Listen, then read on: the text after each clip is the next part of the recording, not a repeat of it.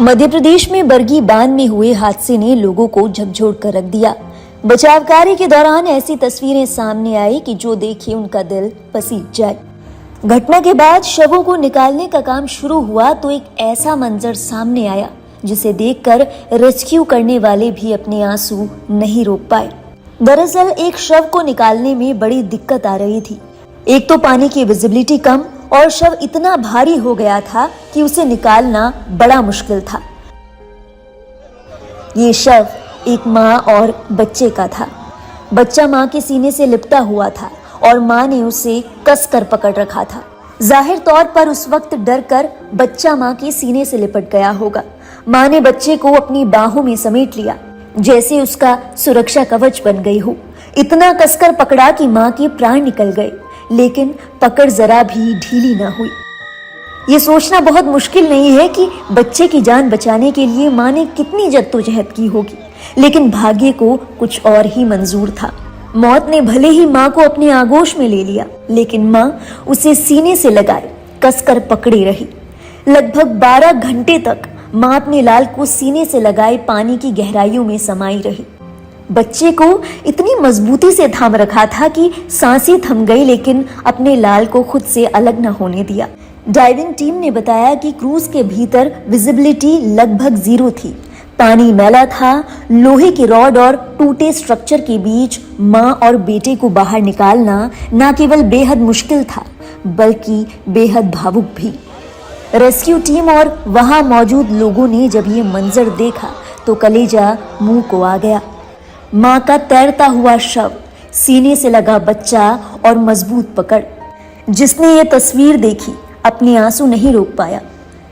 Team को शवों को मोर्चरी भिजवाना था, लेकिन ऐसा लगा कि जैसे उस माँ और बच्चे को अलग करने के लिए हाथ ही आगे ना बढ़ रहे हों।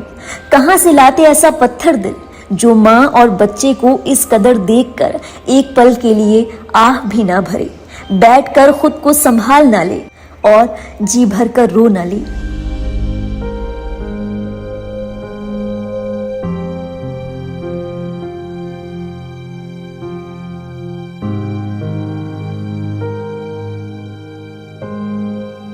ये तस्वीरें इस कदर दिल तोड़ देने वाली और इतनी संवेदनशील है कि YouTube की पॉलिसी की वजह से हम इसका ज्यादातर हिस्सा आपको दिखा नहीं सकते, लेकिन माँ और बच्चे के आखिरी पलों की ये कहानी सुनकर शायद आप भी अपने आंसू नहीं रोक पाए होंगे।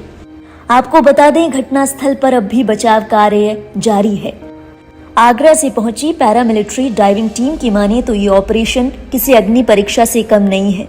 टीम के मुताबिक क्रूज का ढांचा पूरी तरह नीचे धंस चुका है। ग्रिल और लोहे के चादरों की वजह से ये इतना सकरा है कि एक गोताखोर बीच में ही फंस गया था। टीम के बाकी साथियों ने उसे जैसे तैसे बाहर निकाला।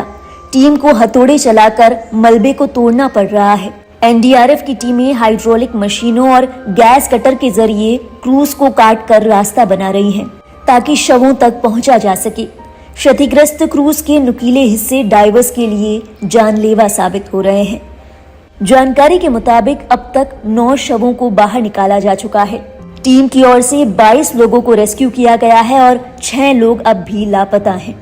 हादसे में रेस्क्यू किए गए लोगों ने सुरक्षा व्यवस्थाओं की पोल खोल दी। उन्होंने बताया कि शाम 6 बजे जब तूफान आया तो क्रूज पर किसी ने लाइफ जैकेट नहीं पहनी थी। उनमें से किसी को भी लाइफ जैकेट दी ही नहीं गई थी।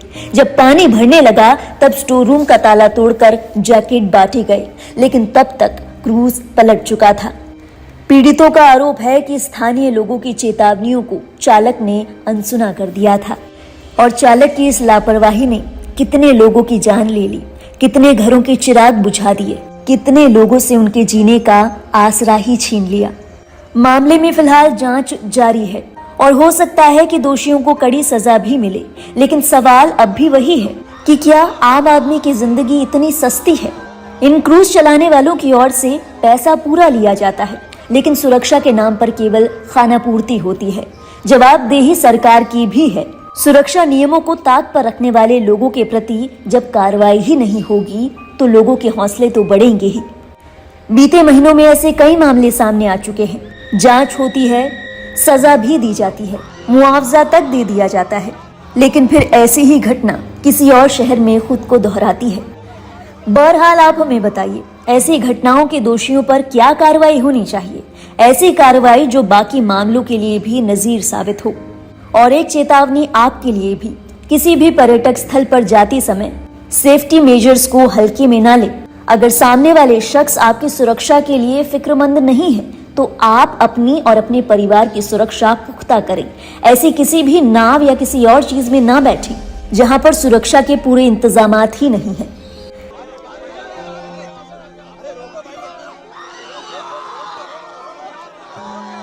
आपके सामने जिस प्रकार से एमपीटी के जो यहाँ पे प्रबंधक ने बताया, लाइफ जैकेट्स तो थी लेकिन आंधी तूफान आने वाला है उसका मापक यंत्र नहीं यहाँ नहीं है। इतने बड़े डैम पे अगर मापक यंत्र नहीं है आंधी तूफान को देखने का, तो मैं तो समझता हूँ कि ये बड़ी आज एक घटना घटी है, इससे बड़ी दुर्घटना भी हो सकती है। तो डैम है इतना बड़ा, बरगी डैम, और सरकार को निष्पक्ष रूप से इस पर जांच कराना चाहिए। जो भी जवाबदार लोग हैं जिनके कारण ये घटना घटी है उन पर जवाबदारी तय होना चाहिए। अगर इस प्रकार की सरकारी लापरवाहियों पे अगर चूक से अगर कई परिवारों के अगर शोक होगा तो निश्चित तौर से मैं समझता हूँ कि ये एक सरकारी लापरवाही के कारण एक हत्या है और केस दर्ज होना चाहिए जिन लोगों की लापरवाही के कारण ये घटना घटी है। साथ में ये कहना चाहता हूँ कि मृतक आत्मा को शांति मिले। शोकाकुल परिवार को मैं संवेदना व्यक्त करता हूँ, उनको शक्ति दे ईश्वर। सर, मौसम विभाग ने पहले ही चेताया था, आधे मध्य प्रदेश में कल आंधी तूफान और बारिश का दौर था। दूसरी ओर देखेंगे आधे से ज्यादा लोगों को लाइफ जैकेट नहीं दिए गए।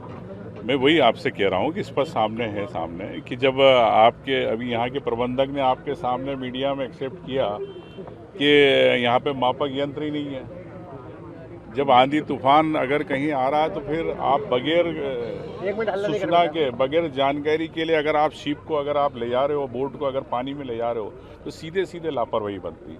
मैं समझता हूँ कि इसके अंदर सरकार, स्थानीय प्रशासन इस जांच को लेगा और मुख्यमंत्री जी को इस पर तत्काल संज्ञान लेना चाहिए।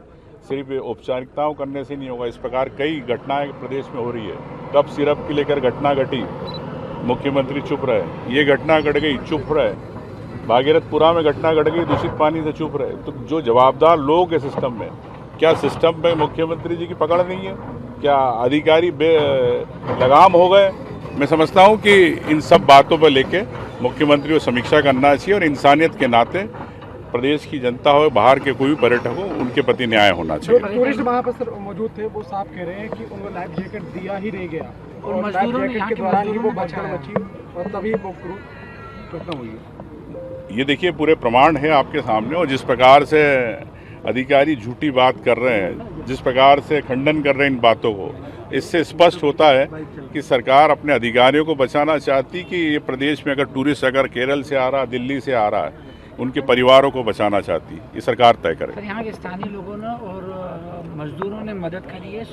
शुरुआत में उन्हीं ने लोगों को बचाया है। जो सरकारी रेस्क्यू की टीम थी वो बात नहीं है।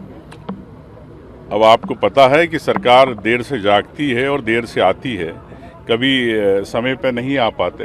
अगर मैं तो समझता हूँ कि घटना के पहले अगर ये सब चीज़ों की जितनी है कागज कार्रवाई या नियम कायदे अगर होते प्रॉपर, तो मैं इतनी बड़ी घटना नहीं होती। सर, पर्यटन मंत्री कह रहे हैं कि हमने जांच के आदेश दे दिए हैं, जो भी जांच कार्रवाई की, जांच के आदेश दे दिए, लेकिन कब तक होंगे? क्या 24 घंटे में परिवारों को न्याय मिलेगा?